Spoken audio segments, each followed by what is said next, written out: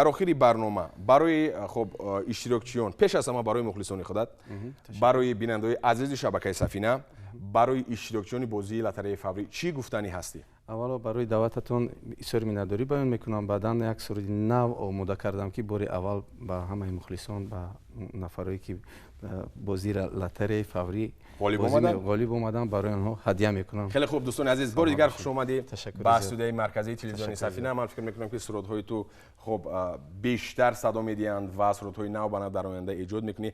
برور موفقیت و موفقیت در جامعه صنعت برای تو. بیننده عزیز، اینجا باشد بازی نوبتی فوری به آخر میرسد. در آخر یک سرودی نو جدیدی برام غفوری برای شما بیننده عزیز، برای کلی اشتراکچیان بازی لاتاری فوری و خاصتا برای غالبی امروزه ما که صاحب 20,000 سومونی گردید در بالایش و باز یک سرود جدید دیگر در اجرای برام غفوری. تا دیدار نوبتی سلامت باشید. خیر.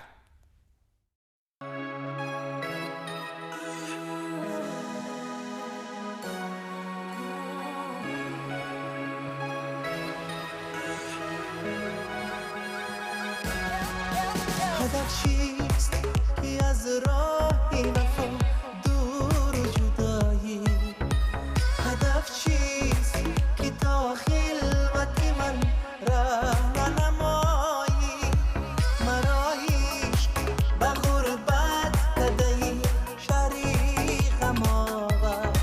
هدف چیست که در گریه من خنده نمایی؟